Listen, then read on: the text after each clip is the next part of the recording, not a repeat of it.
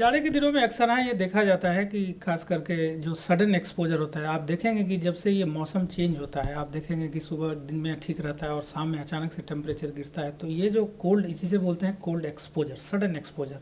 तो इसकी वजह से होता क्या है कि खास करके देखा जाता है कि आपके जो धमनियाँ हैं, जो आर्टरी बोलते हैं, उसमें एक संकुचन होता है और जिसकी वजह से आप एक हेडेक फील करते हैं। कारण और भी हो सकते हैं, जैसे कि जाड़े के दिनों में अक्सर हाँ आपके गले की शिकायत होती है, गला खराश रहता है, आपको साइनसाइटिस की शिकायत बढ़ जाती है, खास करके बहुत बच्चों में और इवन बड़ों में भी, जिनमें कान के थ्रू अगर ठंड हवा का रिसाव होता है, तो जिसकी वजह से देखा जाता है कि आपको सर घूमना की शिकायत होती है, जिसे कि बहुत सारे लोग हमारे पास आके बोलते हैं कि भाई ये उसको हेडेक के रूप में परसीव करते हैं।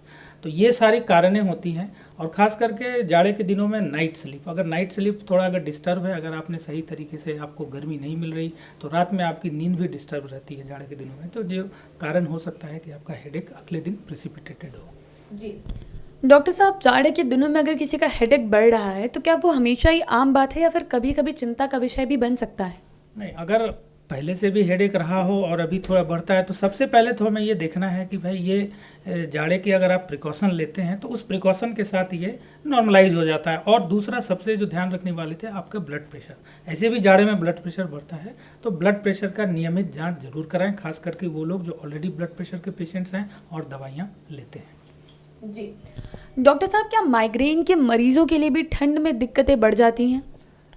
माइग्रेन अपने आप में एक अलग स्पेक्ट्रम ऑफ डिसऑर्डर है। ऐसा देखा जाता है कि नॉट ओनली जाड़े के दिनों में, कोई भी स्ट्रेसफुल सिचुएशन हो और even sometime with the change of the climate, migraine का प्रेसिपिटेशन देखा जाता है। लेकिन ये अलग अलग रोगियों में अलग अलग तरीके से होता है, इसको ऐसे जनरलाइज करके नहीं बोल सकते कि माइग्रेन जाड़े में बढ़ जाता है। जी डॉक्टर साहब, जैसा कि आप बता ही रहे हैं कि हेडेक की प्रॉब्लम बहुत ज़्यादा कॉमन है ठंड के दिनों में, तो क्या ऐसे में आप हमारे दर्शकों को कोई नॉर्मल पेन किलर सजेस्ट करेंगे या कोई ऐसी दवाइयाँ जो हेडेक से रेमेडी दे सकती हैं? नहीं, मैं सबसे पहले मैं बोलूँगा कि आप जो जाड़े का जो प्रिकॉशन है, आपको प्रॉपर तरीके से ड्रेसिंग करनी है, सर ढक के रखना है। अगर मौका मिले तो दिन में 1 आध घंटे धूप का सेवन करें, और शाम के टाइम में खास करके जब टेम्परेचर ज़्यादा गिरता है, उस टाइम आग का सेवन कम से कम 10 से 15 मिनट, ये हमारे शरीर को, इंटरनल एनवायरनमेंट को करेक्ट करने में बहुत मदद करता है और शायद इससे आपको राहत भी मिलेगी। जी डॉक्टर साहब, घरेलू इलाज जो होते हैं, घरेलू चीज़ें जो होती हैं, वो इसमें कितनी कारगर साबित हो सकती है? घरेलू चीज़ें भी कारगर, जो मैंने आपको बताई वो घरेलू चीज़ें हैं, घरेलू चीज़ें ही हैं। जैसे खास करके आप अपना खाने पीने का टाइम सही से करें, आप धूप का सेवन करें, शाम के टाइम में आग का सेवन करें, और कपड़े सही तरीके से पहने, सर को ढक के रखें।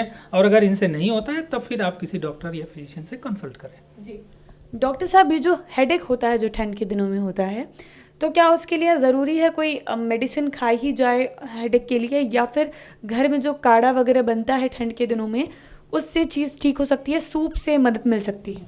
बिल्कुल मदद मिलती है। अगर आपको ठंड लगी है, अगर आप ठंड फील करते हैं, तो जनरली आप देखते हैं कि गर्म चाय, गर्म दूध, इवन गर्म पानी से भी आपको काफ़ी राहत मिलती है। तो अगर आप इसका सेवन करें तो कर सकते हैं, इसमें कोई हानि नहीं है। लेकिन अगर इसके बावजूद अगर आपका हेडेक नहीं कंट्रोल होता है तो तुरंत डॉक्टर से संपर्क करें। जी